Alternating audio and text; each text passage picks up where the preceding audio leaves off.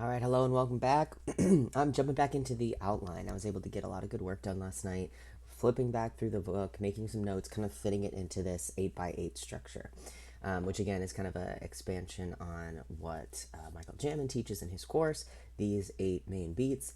Generally, the first 2 to 3 are in Act 1. I don't remember exactly where movie poster hits, but I would imagine that could land on the inciting incident, which would set these into Act 2, and finally these two into Act 3, although some versions have 4 of those beats in Act 2. So anyway, I like to grid it out, try to make things more mathematical than they need to be. And as I start to think of these main set pieces, I like to think of it as like 8 sequences to a movie, and it feels a little bit more cohesive. I mean, a very extreme version would be the something like Inglorious Bastards, where it has these big chapter sections, and you're so engrossed in each given one that you almost forget that the rest of the movie exists. So that's how I would like it to be: is that you're definitely tied in to a given moment versus here are 100 scenes, 100 different things happen. So one thing I am going to change right out of the gate is this arrival. I'm going to cap at the end of telling us the problem. Computer's starting to wheeze a little bit. And I filled out basically this in my notes. I'm going to do that with you now. One thing I did want to just make a note of to kind of remind myself is that as I was going through, I found these great lines of Sabra kind of snapping back at Yancey for one reason or another. Those are going to be great for me to just grab and drop into the script. But what I have to be careful about is that at the end of the day, she really does love this man. She really admires this man. But those things, those moments are more described in the thoughts of the novel. And so there could be moments where she is, I've kind of been joking about this one where it's like she was too in love with her husband to think these thoughts yet. You can't show what she's not even thinking in a screenplay.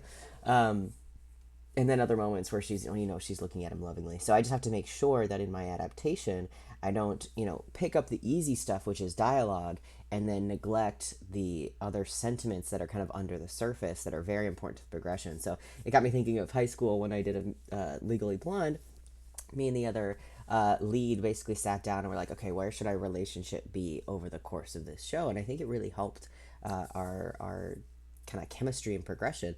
So I need to make sure I do that with the protagonists here and make sure that their relationship goes through kind of a flow and not just highlight the fun singers, because otherwise it could make it seem like she really just doesn't like her husband that much. But I do also want to capture those funny moments. So let's just jump right in. So what I have here for our movie poster moment is that he basically the way I summarize this now. I'm gonna start to rename this because I called it the absolution of Pegler. So they come to town in the West and they are gonna do a newspaper. What they find out pretty early on is the last newspaper man was murdered. So basically Yancey's like, great, I'm gonna use that as our first story when I crack the case as to who killed Pegler. So that's what we're gonna kick off with right here. By the end of this section, he has killed the killer. So starting off right here, it's showing the problem. We're gonna have, I guess it's a little bit more telling the problem technically, but we're gonna have him asking around town. And what is a famous, not famous, but like a standout line from that part is when some thug is essentially like, so is that, should I not use that word? Anyway, replace that with whatever the most appropriate word is. Some town ruffian, we'll say that, says stick to your lawyer and Yancey. So like buzz off, stick out of it, stay out of it, kind of a thing. Lion. It's kind of the idea. So we'll put that in for that first bit. This is him snooping around. Then I kind of want to have a scene where he's talking to his wife about it, because she has a really funny line that as I was kind of alluding to, where she was just like, "Oh, don't quote your Bible at me. You're just looking for an excuse to do whatever you were gonna do anyway." So she's gonna jump in there. And I called it biblical permission because she's just like, you're basically just using the Bible to give yourself permission for whatever you want to do anyway. So I know that that's a little bit of a logical phrase there, but it'll remind us of what we need to know. Next, movie poster moment. So this is, he is asked to run a church service because they're like, the women want us to actually have church here out in the wild. So can you find a place for us to go to church? And the funny thing is that the only place that could fit everyone is the gambling house. So he goes to the gambling house to get permission to have church there, which is kind of a funny scene. So I kind of have that as our movie poster moment because it's building to what will be our climax of the shootout in the church. So, I guess I called it permission to gamble, which is a little playful. Doesn't fully make sense, but again, these are just to give us a remembrance. Fun and games, we are going to be having this moment where they're heading into church, and Isaiah lovingly comes strolling after them in his finest wear that he was able to cobble together. And Saber is horrified because everyone's laughing. The little black kid's wandering after them, strutting his kind of cowboy strut, trying to mimic Yancey. And Yancey's like, oh, come on, it's the highest form of flattery. But this is a good kind of building moment, so I'm just going to write Isaiah. Because he says, you know, Isaiah, you can't come with us because we need you to go home and watch the house. And Saber's kind of like, did you say that to send him away, or did you say that because he actually needs to watch the house? Is someone going to burn our house down? Like, what have you been getting into? And she gets very panicked. And it's good because it's going to be building this tension of, like, why she... Because then by the time she gets to church, she's like, let's just go home. Tell them you're sick. Tell them I'm sick. Like, this thing that she was previously so excited to have him do. Preach in front of the town. Very proud of him. Is now making her incredibly anxious. So as we raise the stakes, we are going to basically arrive to church and see all of the seedy characters, and just other people that maybe she's not thrilled about being there. There are Native Americans there, and she's like, they look so serious. Yancy thinks that they're like such a laughing, joyful people, but I think they're very sullen. And then she gets to meet Dixie. So Dixie went on the run with her husband the first time and stole his little plot of land by a trick. They show this pretty much exactly in the first movie. And so now he's excited because he's like, oh my gosh, Dixie Lee, this like tough, badass woman is here with her painted ladies. And Saber is again horrified. So there are a lot of people that are in church that she is not too happy about. So I'm going to say CD characters and Dixie. But it is kind of this great building point of like, who are all these people in town? So we're going to continue to build. There's this nice moment where he says, let's sing a church hymn. Does anyone have any songs? And they end up picking a secular song. It's called Who Were You at Home? So they can all sing together, which is a cute moment. And we get this theme of, like, we've all left behind where we were. So who were you at home? It's a very mystical topic we can be thinking about for this movie. So that's a great moment. But then we're building up to our set piece. The set piece is that Yancey starts his sermon where he says, you know, I've lied to you. I was going to give you the answer of Pegler's murder in my newspaper, but I'm going to tell you right now. But in 1,000 more words, because he's very dramatic. And with that, he is about to be killed up at the podium, so to speak, but instead he draws faster and kills the killer. There's also a moment where he physically says bang and makes everyone jump right before the actual bang. And then by the end, he's like, let's return to our prayers. So I feel like that has a great build, just like we're looking at on our x-axis to build on the y-axis. So hopefully that makes sense in how I summarize these things for these little keywords so you can follow along with me. And then I did one more, so I'll fill this one out too. Although this one, could probably use a little bit more tightening up because there were a lot of little events. But let's go to fun and games. So this will be right after. So we have these kind of little moments I wanted to add in. So I might just kind of put them... It's almost kind of like a transition thing. So I'm going to probably put it like... Should I put it here? That's a little awkward. But there's a great moment where I more just want to remember... Oh, you know what? I more just want to remember for my own writing. So I should bring up my... my outline that I had in Google Docs, which I don't think I have. Yeah, I do. Okay, and my terrible font.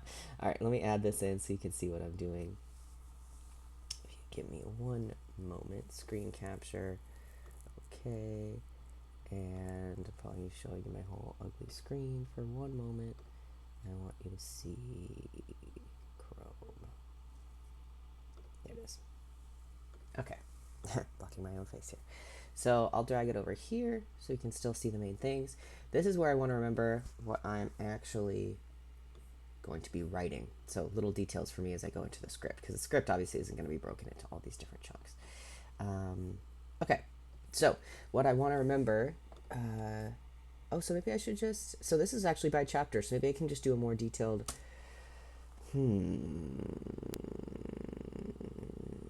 I guess I had it kind of in the yellows. So, yeah, I can't exactly use this. So I can start over and start with show the problem. And we can start to fill this out together. I'll do some of this off camera so you don't have to see me duplicate a bunch of work. Oh, is this not going to be kind of in my outline format? All right, hold on. It's all full screen, doesn't it? Let's see here. Let's do... What is happening? There we go. Sure, let's do that. I like those arrows anyway. I feel like I'm doing this right.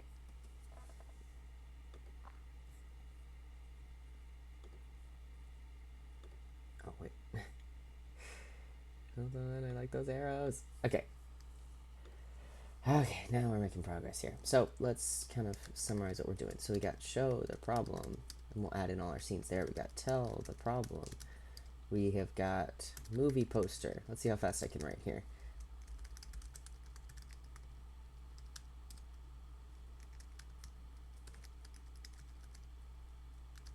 I guess I have 2 permissions in here. We can always change them later. It's just place markers. Isaiah. Sorry, I didn't capitalize the Isaiah. Thought it would autocomplete.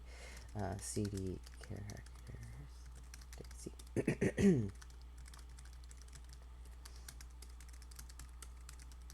All right, and I'll bring this up so you can see it all.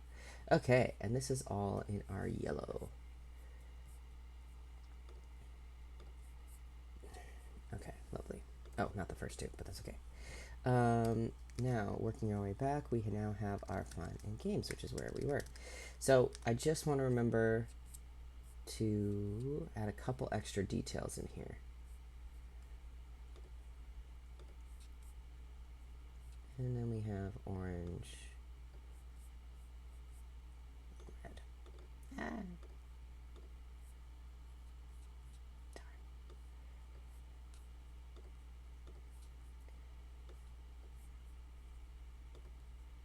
Okay. No. I need to like put this whole section at 2x. Okay, funny games. Get back to our greens. So I guess the only detail I really want to add here is this kind of prefix thing. So I don't know if I can tab it twice and then work my way back. What I would is that he adds notches to his gun. And he talks about Dixie. He's like, you were chatting with her out in front of everybody. This harlot, this hussy, I think she uses the word. Okay, and then we're going to get into women reading the paper. So this is a great section where Saber is starting to kind of take the newspaper as her own. And she's like, listen, like, we don't have to write a gossip column, but can we please write something that women want to read? So she gives it her own special touch. And this will be a reoccurring pattern as she develops this thing, which is great. So I'll switch back over to my main outline here. So that's kind of a, now telling the problem, we're going to see, like, it's a man's world, sort of. And so this is going to be kind of the big, not conflict, but I think topic of this chapter, where we can see, like, they love their shooting and drinking and messing around, and women are just kind of trying to survive in it. And so with that, so I'll kind of keep these broader. But then as a detail, she starts her own women's club, which is the Philomanthian Club. And then then she has a baby, so we'll get to have an update here. And she basically, when she has her baby, she has this moment where she's like, I'm going to do everything. Then everything's going to be done. I'm going to make wallpaper. And she's suddenly very motivated. I think she passes out. But then she does, like, wallpaper the whole place and make it really nice. So Donna is her daughter's name, and motivation. I know I'm doing this a little duplicatively, but I think it's still going to be useful, especially when I go to write later. So Donna and motivation. So next we have a scene. Fun and Games is kind of a rough summary of this scene, but it's basically where people are abusing Saul. So he's our nice guy in town, which I know I haven't necessarily explicitly introduced yet. So I'll definitely insert that on my outline version versus the grid version here. But I'll just call it Saul and Dixie, because they're both kind of on the outskirts of town, so they can connect over that, and they've got some great dialogue in that scene, so that's going to be important. Let's capitalize that. Okay, then next up I wrote down Home to Wichita. So that's a scene we actually wrote together the other day. So Home to Wichita, that's a big one. So raising the stakes, right? What does she realize that she does not miss from home?